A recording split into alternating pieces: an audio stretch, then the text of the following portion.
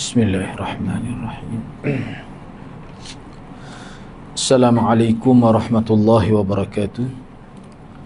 Alhamdulillahi rabbil alamin. Wassalatu wassalamu ala ashrafil anbiya wal mursalin. Nahmaduhu wa nasta'inuhu wa nastaghfiruh.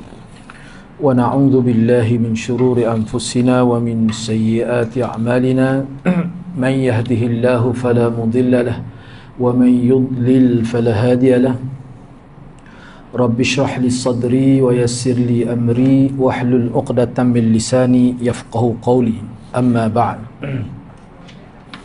Alhamdulillah, bersyukur kepada Allah Subhanahu wa taala kerana dapat bersama pada malam ini. Insya-Allah pada malam ini saya akan sambung perbincangan Sunan An-Nasa'i pada bab yang ketujuh. Kita ni masih lagi sebenarnya dalam bab Kitabul Masajid, ya. Masih lagi dalam bab tajuk besarnya tentang masjid. Jadi bab yang ketujuh, kelebihan masjid Nabi dan salat di dalamnya. Cuma sebelum saya meneruskan perbincangan ini, untuk maklumannya nota tu mungkin muka surat tu mungkin ada beza dengan yang sebelum, ya. Sebab dia ada setengah-setengah tu, yang saya semak tu kita ada buat tambahan, jadi muka surat tu dia lari sikit lah. Sebab tu berpandu kepada nombor hadis ni. Bab yang ketujuh, fadlu masjidin Nabi sallallahu alaihi wasallam wassalati fih. Bab yang ketujuh iaitu kelebihan masjid Nabi dan salat di dalamnya. Hadis yang ke-694, wa bihi qala akhbarana Katsir bin Ubaid qala hadatsana Muhammad bin Harb an Az-Zubaydi an Az-Zuhri an Abi Salamah ibn Abdurrahman wa Abi Abdullah al-Aghar maula al-Juhaniyyin wa kana min ashabi Abi Hurairah annahuma sami'a Aba Hurairah yaqul salatun fi masjidi Rasulillah sallallahu alaihi wasallam afdalu min alfi salatin fi ma siwahu min al-masajid illa al-masjid al-haram fa inna Rasulullah sallallahu alaihi wasallam akhirul anbiya wa masjidahu akhirul masajid. Qala Abu Salamah wa Abu Abdullah lam nashukka anna Aba Hurairah kana yaqul an hadithi Rasulillah sallallahu alaihi wasallam famana'ana an nastathbita Aba Hurairah fi dhalika al-hadith hatta idza tuwfiya Abu Hurairah dzakarna dhalika wa talawamna alla nakuna kallamna Aba Hurairah fi dhalik hatta yusnidahu ila Rasulillah sallallahu alaihi wasallam in kana sami'ahu min fabaina nahnu ala dhalik jalasna Abdullah ibn Ibrahim ibn Qariz فذكرنا ذلك الحديث والذي فرطنا فيه من نص أبي هريرة فقال لنا عبد الله بن إبراهيم أشهد أني سمعت أبا هريرة يقول قال رسول الله صلى الله عليه وسلم فإني آخر الأنبياء وإنه آخر المساجد. Baik, hadis yang ke-694 Imam Nasa'i dengan sanadnya telah meriwayatkan hadis ini daripada Abi Hurairah. Saya ambil daripada atas sebab kita akan sebut juga selepas ini. Hadis ini sebenarnya diriwayatkan daripada dua orang, iaitu Az-Zuhri ambil hadis ini daripada Abi Salamah bin Abdurrahman dan juga Abi Abdullah al-Aghar. Jadi Tok Guru Az-Zuhri di sini dua lah, Abi Salamah dan juga Abi Abdullah. Jadi Abi Abdullah al-Aghar ni adalah, dia ni bekas hamba kabilah Juhainah. Jadi kedua-duanya, yakni Abi Salamah dan Abi Abdullah adalah sahabat kepada Abu Hurairah. Kedua-duanya sahabat Abu Hurairah. Mereka berdua telah mendengar Abu Hurairah berkata, sekali salat di masjid Rasulullah sallallahu alaihi wasallam kelebihannya melebihi 1000 kali 1000 kali salat di mana-mana masjid lain kecuali di Masjidil Haram. Sesungguhnya Rasulullah SAW adalah Nabi terakhir dan masjidnya adalah masjid terakhir. Abu Salamah dan Abu Abdillah, guru kepada Az-Zuhri tadi, dia sebut, mereka berdua sebut, Abu Salamah dan Abu Abdillah berkata, kami tidak meragui Abu Hurairah meriwayatkan hadis berkenaan daripada Rasulullah SAW, tetapi kami terhalang untuk meminta penjelasan daripada beliau berkenaan hadis yang diriwayatkan.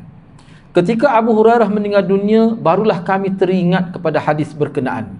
Kami saling mencela kerana tidak bertanyakan beliau sebelum ini berkenaan hadis yang diriwayatkan beliau, sama ada beliau mendengar sendiri daripada Rasulullah atau tidak.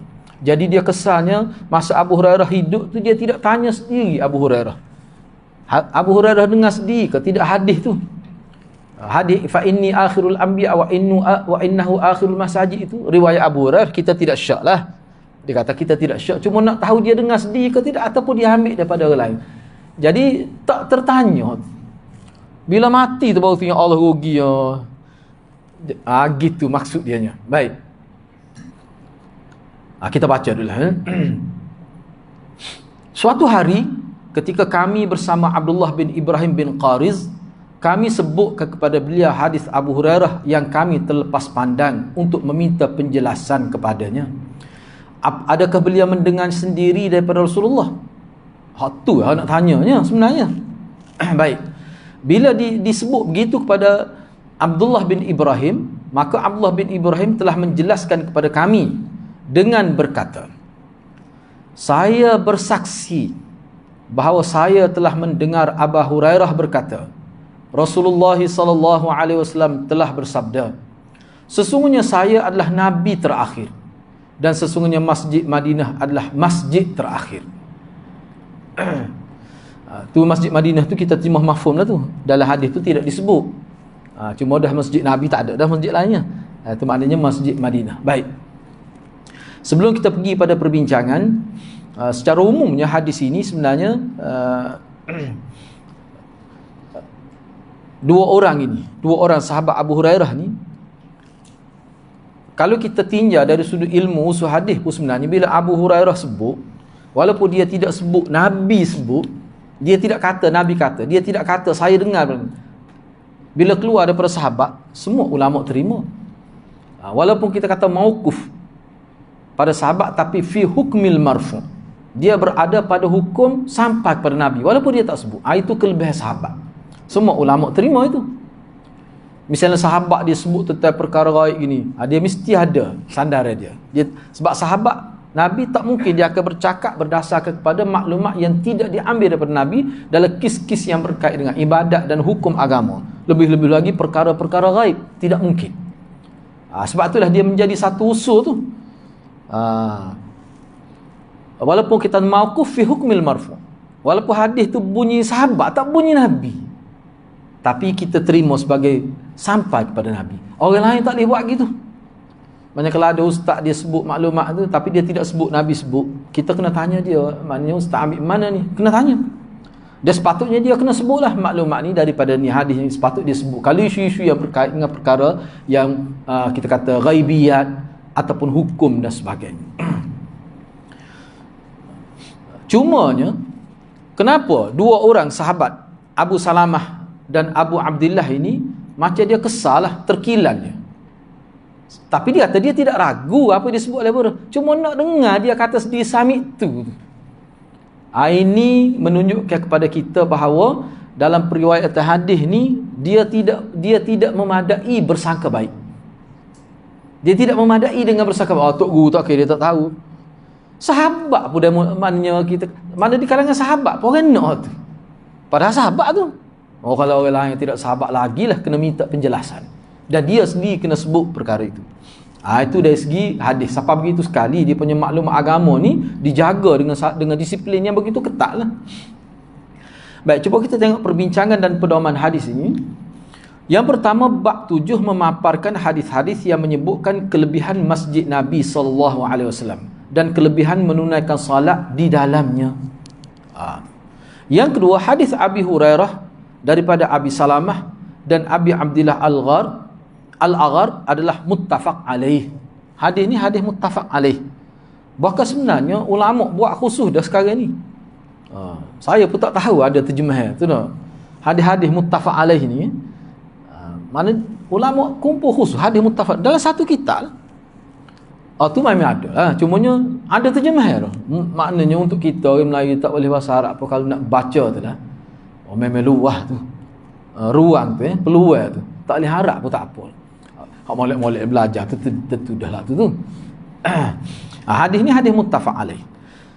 Yang ketiga, Abu Hurairah menyebutkan Rasulullah SAW adalah Nabi terakhir sebagai menjelaskan lagi kenapa masjid Nabi mempunyai kelebihan berbanding masjid-masjid lain. Jadi Abu Hurairah sebut bahawa Nabi ni Nabi terakhir. Apa faedah sebut tu? Kalau tak sebut pun orang tahu dah. Jadi sebut tu untuk tujuan apa? Tujuannya adalah untuk menyebutkan, menjelaskan lagi kenapa masjid Nabi tu jadi ada kelebihan berbanding masjid lain. Sebab Nabi tu sendiri yang bina masjid tu, yang mengarah ke bina masjid, dia tu Nabi terakhir. Dan Nabi terakhir ni sebenarnya dia ada kelebihan dia. Satu kelebihan tu. Dan kata-kata Abu Hurairah tu mengikut ulama dalam beberapa syarah yang saya tengok lah, dia sebut sebenarnya kenyataan Abu Hurairah tu sebenarnya berdasarkan kepada firman Allah Subhanahu Wa Taala ayat 40 dalam surah Al-Ahzab, wa khataman nabiyyin. Dan sabda Nabi SAW yang bermaksud, perbandingan aku dengan para nabi yang lain adalah seperti seorang tukang yang membina rumah. Beliau telah melengkapkan binaan dan telah mengindahkannya, tetapi ada sekeping bata yang belum dilengkapkan. Setiap orang yang masuk ke dalam rumah itu akan berkata, oh cantiknya rumah ini, kecuali bahagian ini.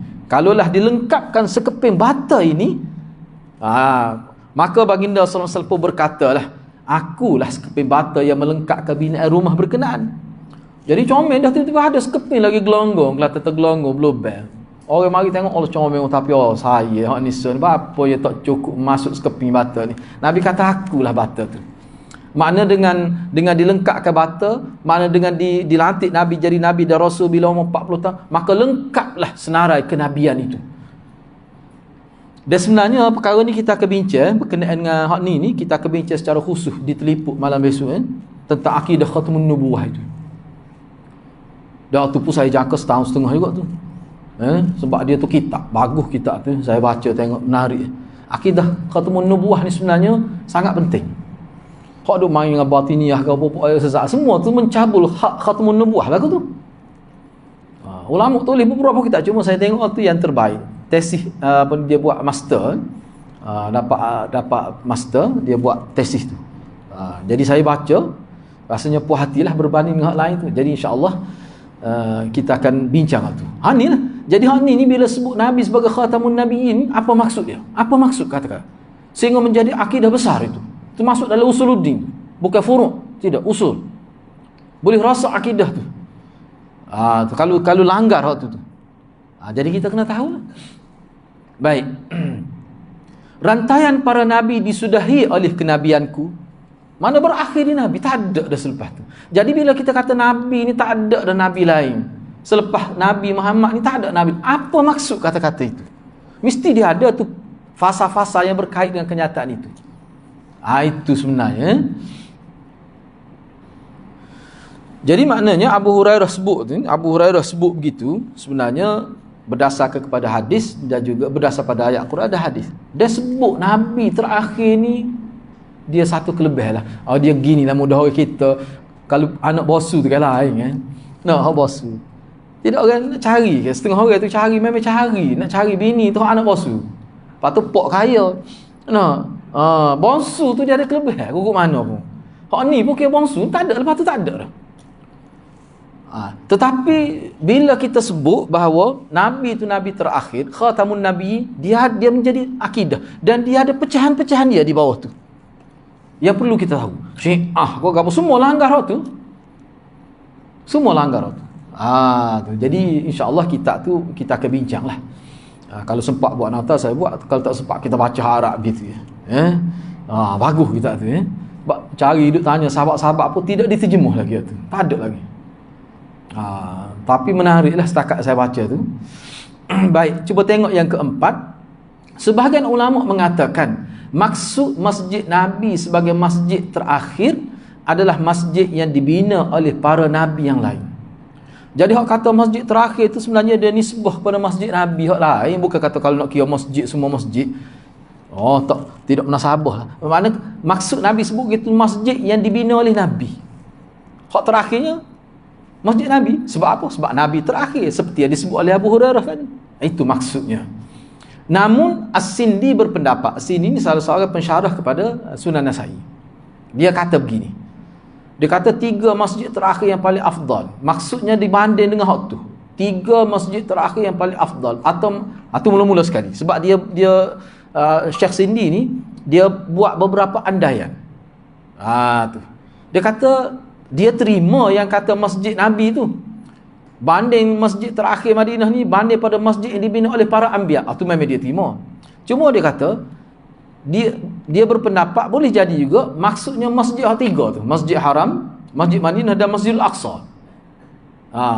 Kira-kiranya tentu dah Masjid Madinah lah paling akhirnya.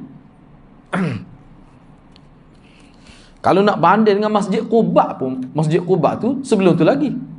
Nabi sampai tu Masjid Quba yang mula-mula buatnya.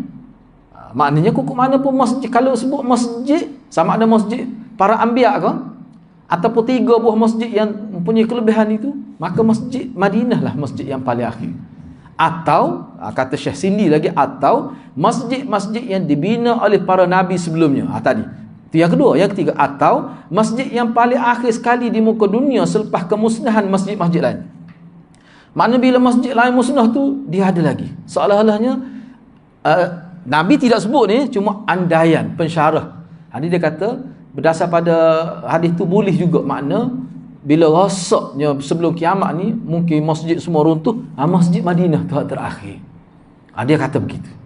Tapi semua ni andaian, ini andaian lah. Cuma saya sebut ni sebagai maklumat andaian ulama lah. Baik.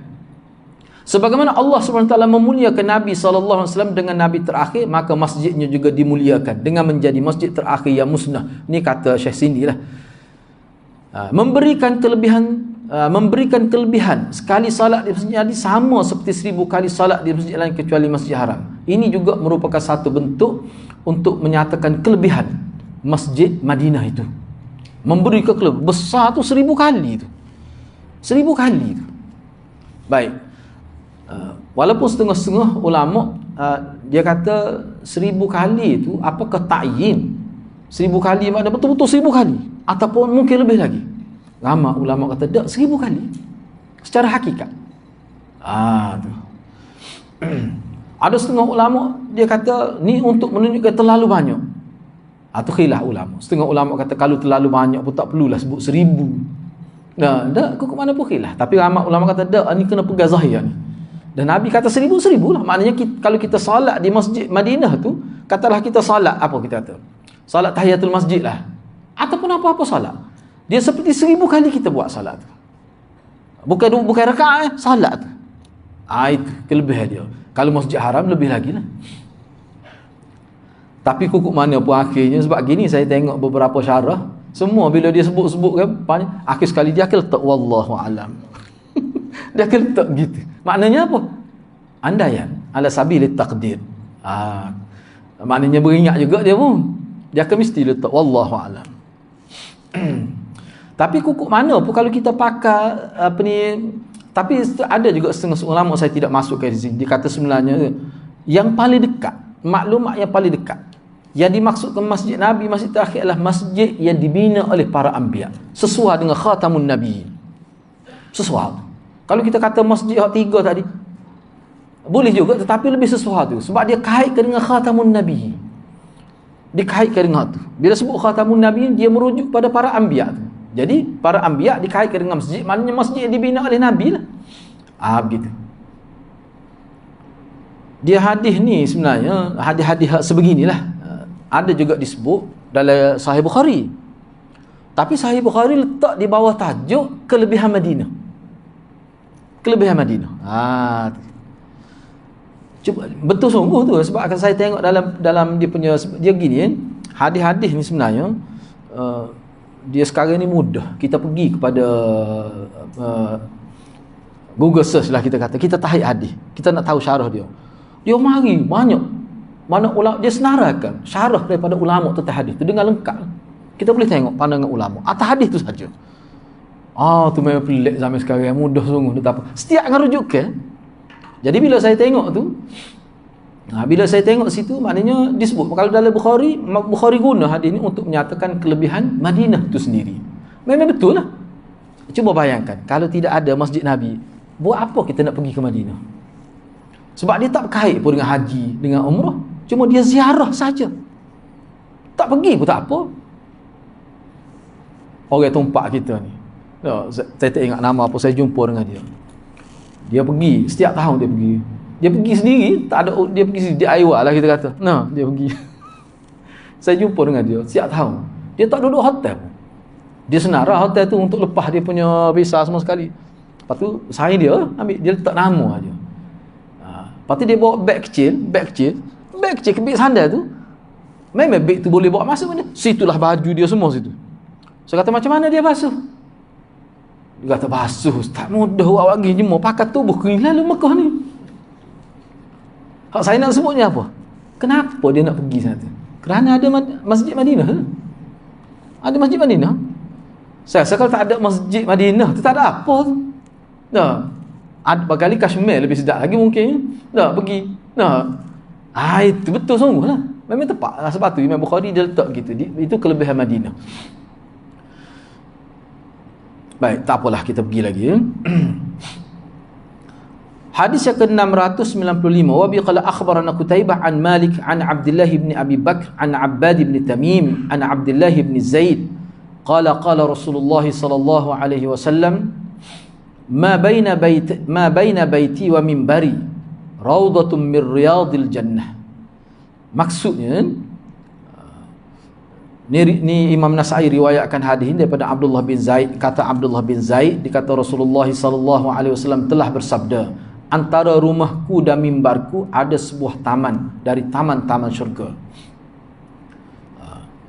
Ni kata-kata ni pun perbincangan hangat juga ni. Apa maksud? Antara rumahku,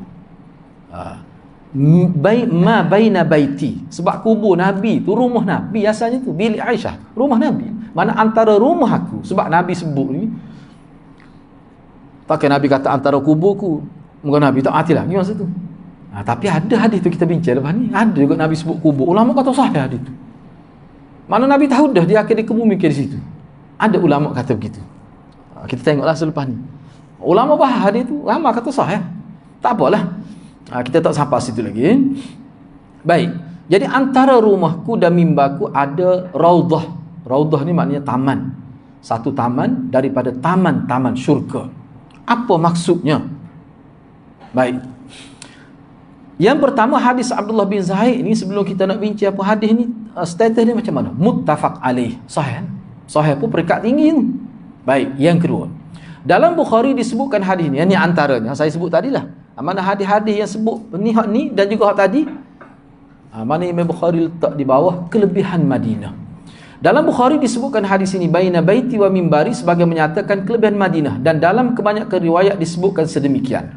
Kata Al-Hafiz Ibn Hajar, dia kata dalam riwayat Ibn Asakir sahaja yang menyebutkan baina qabri wa mimbari. Dalam riwayat Ibn Asakir ada sebut bukan baiti tapi qabri. Sebenarnya sama ya, kalau kira hakikatnya kubur Nabi tu rumah Nabi ya, tapi lafaz itu ulama bincang betul ke tidak tu? Betul ke tidak riwayat daripada Ibn Asakir? Dia kata mana baina qabri wa mimbari raudatun min riyadil jannah. Baik.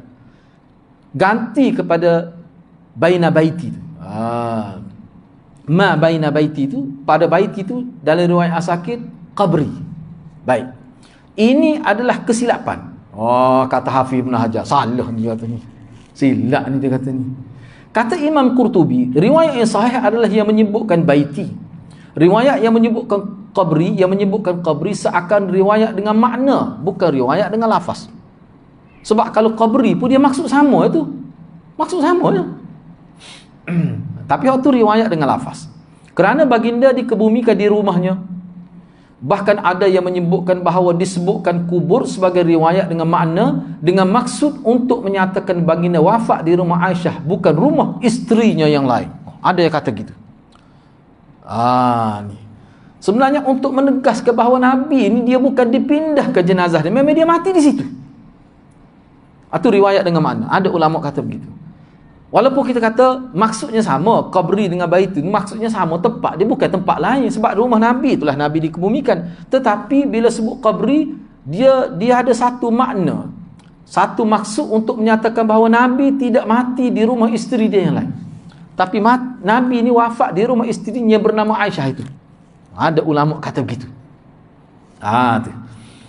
Bahkan Imam An-Nasai dalam Al-Kubra, ni kita ni Al-Kubra ni kita hak asal tu lah. Hak banyak tu. Jadi hak sughra ataupun apa ni mujtabah ataupun mujtana tu hak ringkasan daripada Kubra tu. Hak kita baca ni hak ringkasan daripada Kubra tu lah. Banyak tu saya tengok tu hak Kubra tu. Mata saja tu. Berapa 10 apa tak ingat. Tengok. Besar kita tu. Kita kata Nasai pun bukan main, dah naibul lebih dah hak asal tu.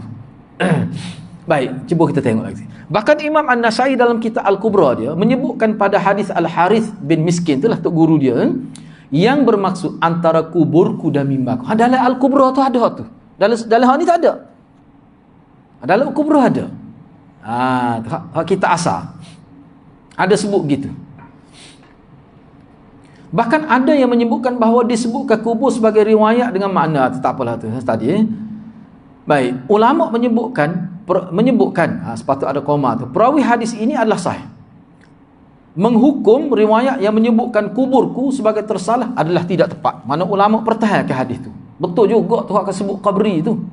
Sebetulnya riwayat berkenaan adalah sahih dan hadis berkenaan adalah termasuk dalam tanda kenabian. Nabi SAW mengisyaratkan beliau akan dikebumikan di tempat itu. Maknanya Nabi ada sebut sungguh qabri itu.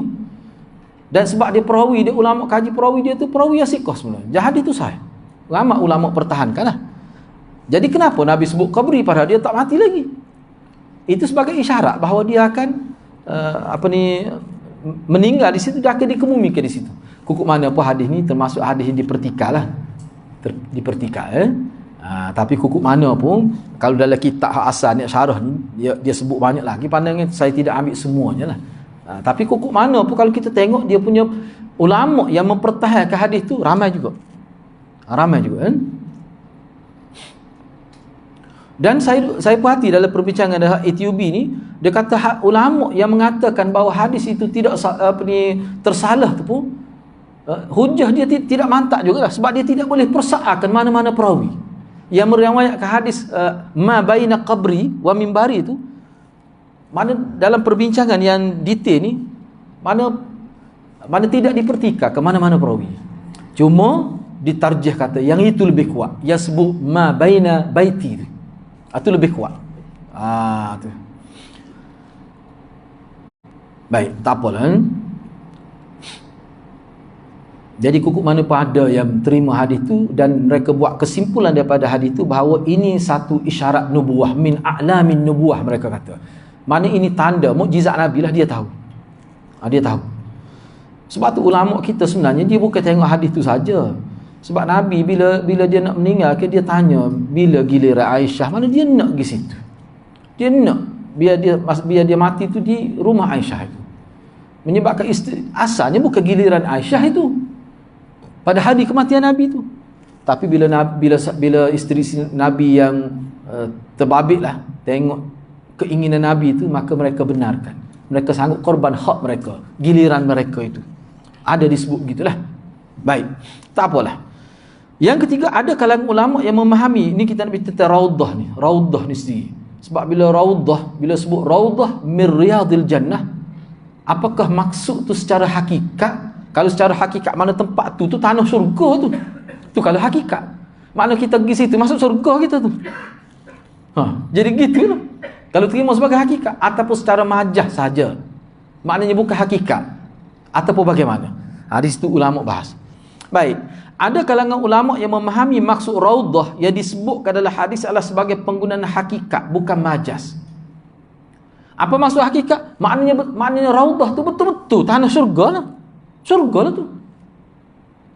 Maknanya masuk syurga lah kita kalau pergi situ. Cuba kita tengok lagi lah. Pandangan ini memberi maksud nantinya tempat itu akan dipindahkan pada hari akhirat ke dalam syurga. Bahkan Syekh Sindi antaranya sebut begitu. Tak apalah. Sebenarnya orang lain ramai juga. Dalam Al-Fath, Hafiz Ibn Hajar rahimahullah menyebutkan seperti taman syurga. Dia kata Raudatum min riyadil jannah, tu maknanya perbandingan, bagaikan. Ada satu taman seperti taman syurga. Min tu dengan makna seperti, bukan daripada. Supaya min dilak tu lah, daripada tulang rusuk. Perempuan ni dicipta daripada tulang rusuk lelaki, min dilak. Kalau pakai gitu daripada tulang rusuk, kita pergi X-ray cukup tulang rusuk kita, tak ada apa-apa. Bukan kata tak ada sebatas, tak ada apa ya. No, sama banyak yang dia pun. Lepas tu mari ke mana?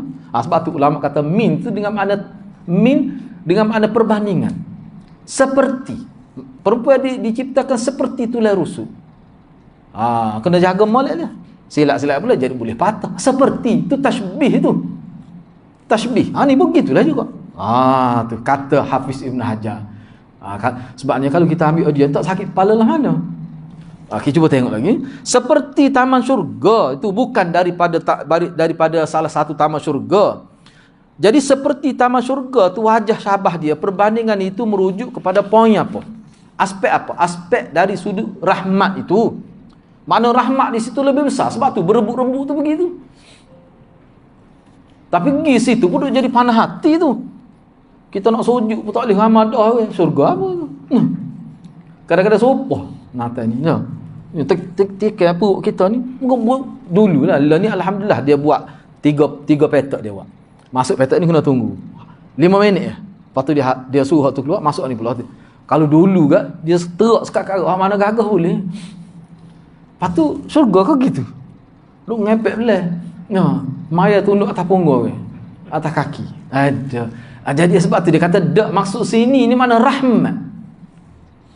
Ada satu tempat taman. Maknanya rahmat. Di situ kalau kita pergi melakukan ibadat ni dapat pahala lebih besar. Dah lah Masjid Madinah tu 1000 kali dah. Pergi di Raudhah pula. Sebab itulah kalau kita nak pergi, bila kita baca hadis-hadis ni, mana kita kena proses awal-awal lagi kehidupan kita, perasaan kita kena bersih. Tazkiyatun nafs tu kita lakukan di kampung kita lagi. Pergi ke Madinah tu sudah kira bersih dah tu.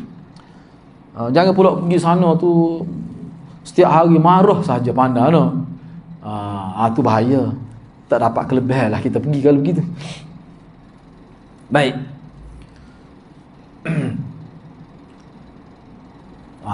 Dan mendapat keberuntungan sebagaimana didapati ketika berada dalam majlis zikir, lebih-lebih lagi di zaman Rasulullah. Tu sebenarnya. Ketika kita berada dalam majlis ni, majlis zikir ni, majlis zikir ni saya terjemah Hasan. Majlis zikir ni bukan duk berzikir subhanallah, itu salah satu. Majlis zikir ni halqah ilmu. Ni majlis zikir ni. Duk baca Quran, duduk teringat kepada Allah, misalnya duduk dia tak bunyi pun mulut tapi duk fikir tentang kejadian Tuhan, duk fikir tentang fiqh, duk fikir tentang tafsir. Majlis zikir tu.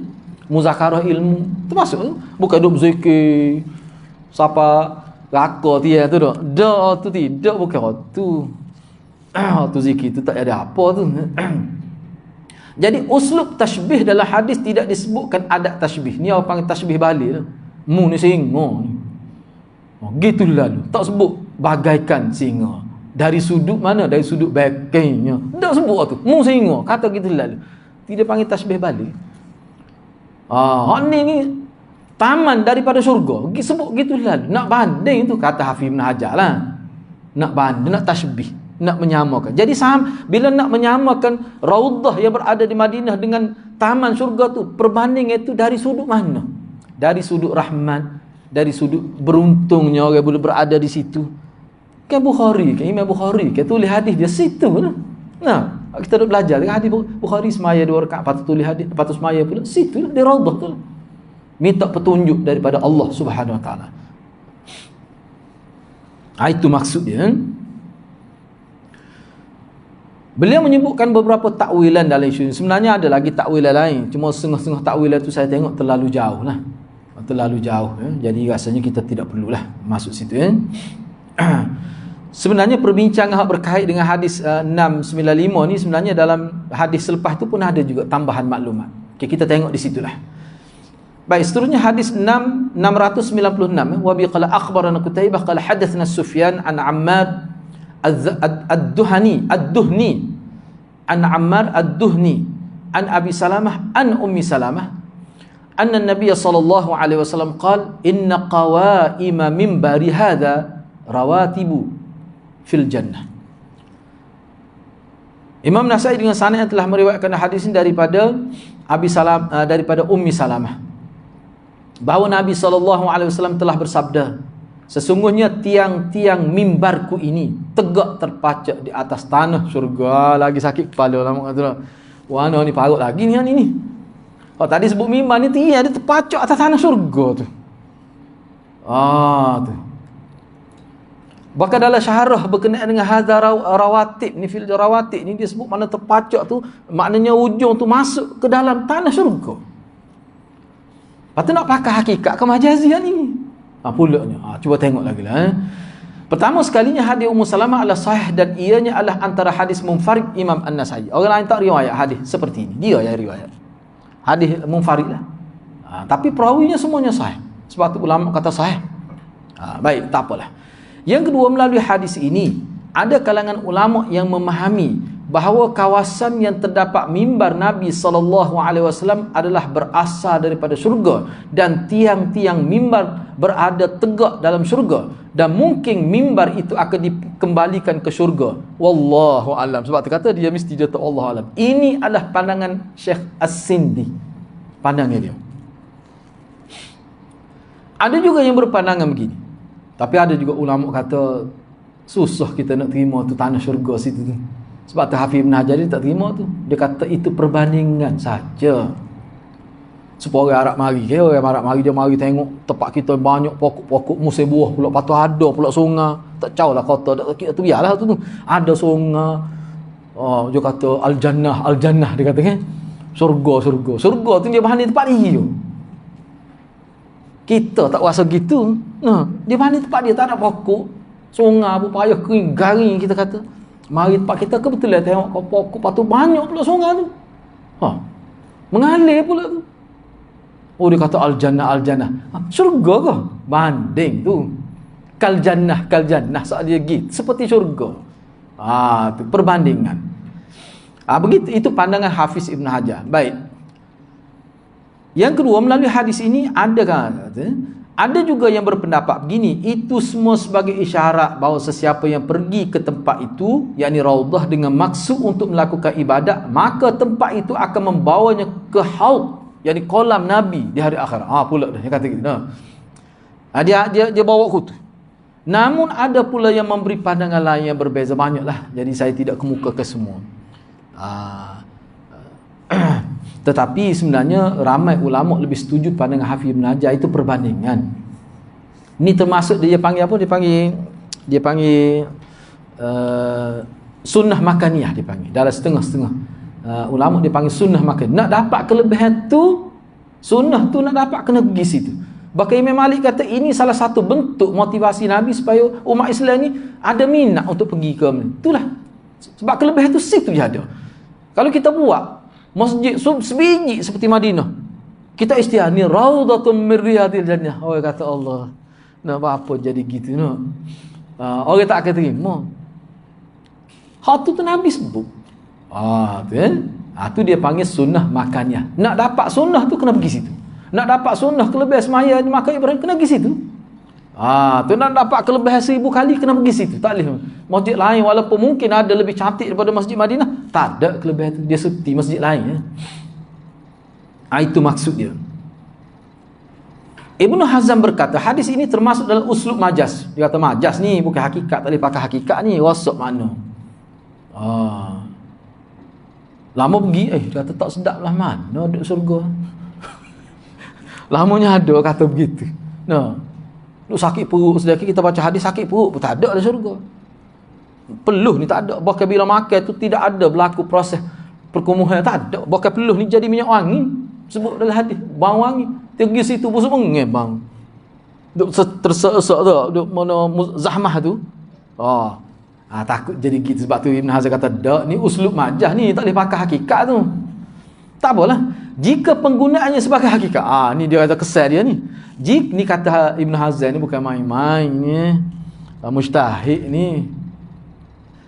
Walaupun dia ni memanglah dia ni agak dia punya keras sikit dia ni sebenarnya. Dia ni kalau kita setengah ulama kata mulut dia boleh kira dia ni. Tapi ulama nak macam mana? Ulama tapi orang iktiraf dia ni bukan main-main.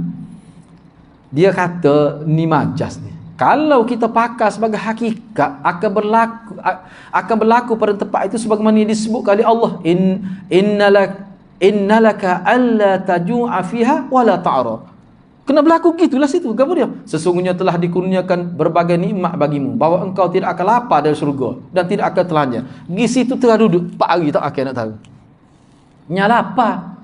Patut kalau surga dia tak lapar. Pakaian lengkap. Dia kalau surga dia kena ayat ni lah. Patut pergi situ. Walau kita pergi duduk situ bawa roti lebih. Tentu dah lapar. Sebab tu 5 minit boleh pergi. Ibn Hazm kata tak boleh pakai secara hakikat. Bahkan yang dimaksudkan, kata Ibn Hazm lagi, dia kata adalah orang yang salat di tempat itu akan dibawa ke syurga. Kata-kata Nabi ini sebagai rahmat ni, sebagai rahmat. Kata-kata Nabi SAW dalam hadis bab sama usulnya dengan sabda Nabi, syurga berada di bawah pedang-pedang. Kita nak kata mana tu? Mana syurga ni berada di bawah pedang-pedang? Al-jannatu tahta suyuf, Nabi kata. Surga berada di bawah pedang-pedang. Mana jadi nak kata lagu mana? Tak boleh nak faham tu. Makna nak ayatnya nak dapat surga ni perlu pada mujahadah, perlu pada jihad. Siapa mereka mati dalam peperangan nak dapat surga ni bukan mudah. Tu maksudnya. Tu orang panggil majas lah tu. Kalau hakikat kan, surga berada di bawah pedang-pedang ni maknanya atas tak ada pedang. Kalau pakai gitu dia suka kau orang pakai gitu, tak nak pakai gitu. Tu lagu tu lah dia kata tu raudhatun min riyadil jannah. Supa ni nah. Dia kira dia pakai gitu, tak apalah. Baik. Kita ambil yang terakhir ya. Bab yang ke-8, masjid yang dibangunkan atas dasar takwa. Sebab ni saya bagi nota sikit, cuma saya ingat saya nak baca dia sebab dia perbincangan panjang. Mungkin nota tu saya akan bagi lebihannya pada minggu hadapan. Kukuk mana pun bacalah berapa sebanyak mana pun ulama bincang pun dia akan pergi dua ya. Dia akan pergi dua ya. Berkenaan dengan hadis. Cuba kita tengok. Ini berkait dengan zikrul masjidil ladzi ussisa 'ala taqwa. Masjid yang dibangun ke atas rasa takwa. Masjid mana tu? Isu besar di sini masjid mana? Quba ke Masjid Madinah? Tentunya hak tu Nabi bina.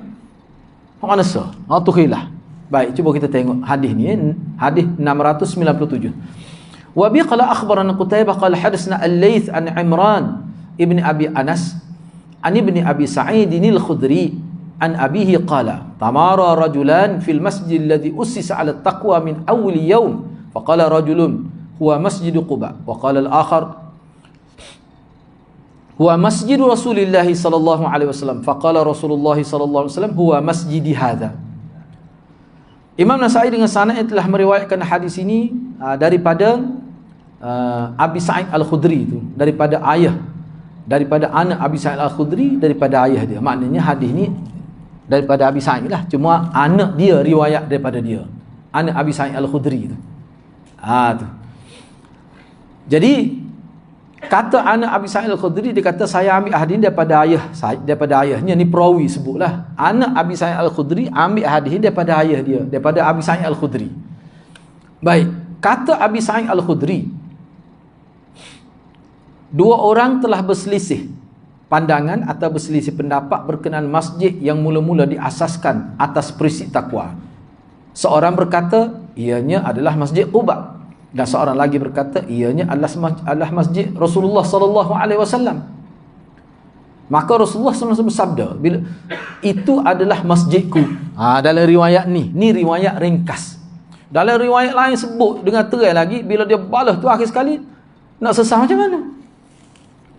Kau ni kata Nabi sebelum Nabi bina Masjid Madinah, dia Masjid Quba dulu. Jadi bila kata Masjid Quba, maknanya itulah tak kira kita kata Masjid Quba, Masjid Dirar. Hak Madinah selepas tu. Tu. Hak ni kata dah Masjid Madinah, Masjid Quba ni tidaklah sahabat Masjid Madinah. Jadi khilaf ulama. Jadi apakah masjid, kalau kata Masjid Madinah tu diasaskan atas takwa, Quba tidak takwa ke? Pulaknya. Akhir sekali kih ni dibawa kepada Rasulullah sallallahu alaihi wasallam. Jadi Rasulullah ni kapu dia kat geger soalah begitulah. Rasulullah kata masjid aku tu. Masjid aku tu mana?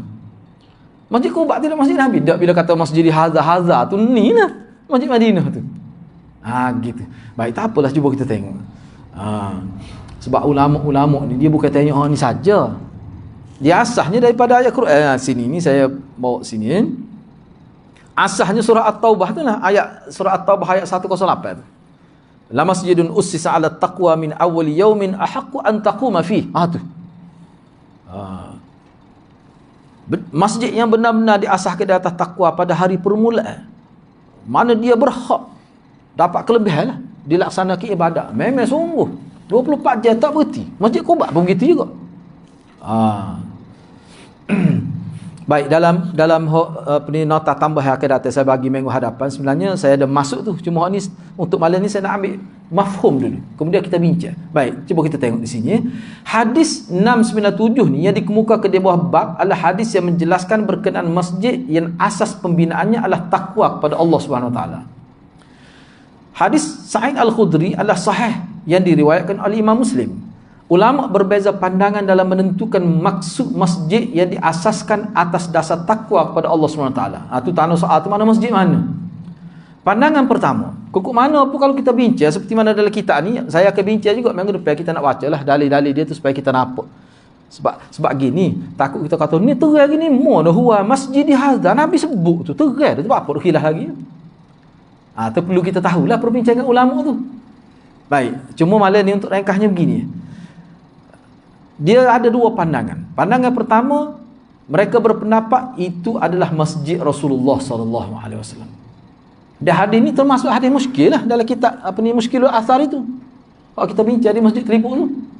Baik, tak apalah. Pandangan ini diriwayatkan daripada Umar bin Al-Khattab, Ibnu Umar, Zaid bin Thabit, Sa'id bin Al-Musayyab, dan pendapat ini dipilih oleh Ibnu Jarir At-Tabari. Bukan main-main Ibnu Umar kata gitu juga. Dia kata masjid Rasulullah, bukan Masjid Quba. Pandangan kedua, Masjid Quba. Dia kata Masjid Quba tu. Pendapat ini diriwayatkan oleh Ali bin Abi Talhah daripada Ibnu Abbas, diriwayatkan oleh Abdul Razzaq daripada Ma'mar, daripada Az-Zuhri daripada Urwah bin Az-Zubair. Itu sahabat juga tu. Pandangan ini juga dipegang oleh Atiyah Al-Aufi, Abdurrahman bin Zaid bin Aslam, Sya'bi, Hasan Al-Basri, dan dinakalkan juga oleh Al-Baghawi daripada Sa'id bin Jubair dan Qatadah. Bukan main-main itu. Mana sahabat juga tu, mana terlibat tabi'in, sahabat pun ramai. Mana di zaman sahabat khilaf dah ni, hak mana? Masjid Madinah ke Masjid Quba? Lepas tu kita kata dah Nabi sebut terger tu, bila dibawa ke ni pada Rasulullah kata huwa masjid hadza. Di situlah insya-Allah kita akan bincang minggu hadapan. Ni saya akan buat nota. Cuma di sininya dia letak khusus ni. Bagi yang ada kitab ni boleh tengoklah. Ni jilid ke-8 ni kita ni. Jilid ke-8. Muka surat 55 jilid ke-8 hak mana kitab boleh tengok. Dia sebut dengan terang di sini. Dia kata punca khilaf ni sebenarnya inilah. Sebab hadis yang kita sudah baca ni sebenarnya dia berkait dengan ayat ni. Ayat surah At-Taubah 108. Dia berkait dengan ni. Dia pun sebutlah di sini. Saya sebut sikit kemudian saya akan bagi nota bertulis.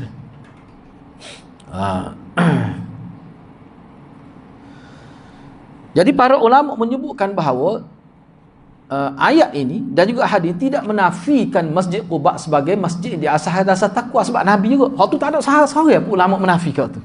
Cumanya ayat ni dan hadis ni sebut masjid hak paling lebih. Masjid para Nabi pun takwa. Enggak kita pun masjid atas asas takwa juga. Masjid kita ni bukan kifati buat masjid ni. Bukan kibadi NGO, bukan nak tunjuk ada tidak atas asas takwa juga. Banyak mana masjid di Malaysia ni. Nak kira kalau kira takwa, semua takwa kita kata gitulah. Jadi sebab tu ulama kata Yang dimaksudkan takwa sini, makna takwa tu paling tinggi. Paling tinggi. Masjid Madinah. Sebab kita kata kalau Masjid Quba, Nabi semaya berapa belah hari ya situ. Lepas tu Nabi pergi ke Madinah. Mana jarak 1 farsah ulama kata. 5 kilo lah, kita kata 5 kilo. Kalau kita duduk macam tu dia sekira 5 kilo sebenarnya. Cuma jadi jauh tu sebab dia banyak kona-kona tu 5 kilo ya. Kalau tengok lagi kita ada 1 farsah tu dia kata tu sebenarnya. Sebab dulu Nabi jalan daripada Quba tu dia begitu, dia tidak kona-kona, dia tidak banyak selekoh seperti kita jalan ni. Dia lalu terus gitu ya. Tak jauh sangat. Kan ada kan riwayat kata dia semaya semaya asar tak. Dia tu dagi siapa tak jauh. Mana jarak tu antara asar dengan maghrib jalan tu mana dah cerah lagi siapa tempat dia tu. Baik. Sebab tu dia kata hak ni sebut ni Masjid Madinah tu paling kuatnya. Sebab apa? Zamir berzamir. Lepas tu dari segi kelebihan Masjid Quba tidak seperti Madinah, hadis lain pulanya. Nah ayat hak tu. Mana masjid takwa yang paling cemerlang, yang paling tinggi kedudukan dia. Kecuali Masjid Haram tu tak apalah tu dari riwayat lain yang ada sebut. Itu maksud dia. Jadi Nabi sebut masjid aku ni dari segi kelebihan, maziyah, keistimewaan dia. Tu. Ramai ulama yang kata begitulah juganya. Jadi sahabat yang mengatakan Masjid Quba itu isyarat kepada masjid itu masjid yang mula-mula. Dari sudut itu bukan jadi bagi ulama dia kata sahabat, contohnya Sayyidina Umar sendiri, anak dia Ibnu Umar kata Masjid Quba. Dari sudut mana? Takkanlah kita kata Sayyidina Umar tak boleh nak beza antara Quba dengan Masjid Madinah. Tentu Sayyidina Umar pun tahu Masjid Madinah lebih daripada Quba. Tapi dia sebut Masjid Quba situ tu dalam konteks ayat tu dah ada ni, maksudnya apa? Maksudnya untuk menyatakan masjid mula-mula yang Nabi buat atas dasar takwa, Quba itulah. Tetapi hak tu tidak menonjol seperti Madinah. Tapi hak itulah yang mula-mulanya. Gitu dia kata. Tu. Banyak lagi hak ni kita bincang minggu hadapan lah. Jadi bagus juga sebenarnya sebab masing-masing tu dia mari dalil. Dia bukan kecek saja. Kita boleh nampak lah. Kukuk mana pun sebenarnya Masjid Quba ni ada riwayat yang menjumpai akan datang kita akan bincang bahawa dia ni salah satu daripada 4 buah masjid yang lebih. Masjid Haram, Masjid Madinah, Masjid Aqsa dan Quba. Tu. Tetapi hak sebut tiga tu pun ada juga. Dikecualikan Quba, maknanya Quba ni salah satu. Tak apalah, insya-Allah untuk perbincangan seterusnya kita akan bincang minggu hadapan insya-Allah. Dan saya akan sambung nota ni lah berkait dengan perbezaan ulama tu bagaimana mereka membuat kita kata pilihan dalam menentukan masjid mana tu, apa dalil mereka. InsyaAllah kita bincang pada minggu hadapan. Saya setakat itulah dulu. Mudah-mudahan Allah berkati kita semua. Aqulu qawli hadza wa astaghfirullahal azim li wa lakum. Assalamualaikum warahmatullahi wabarakatuh.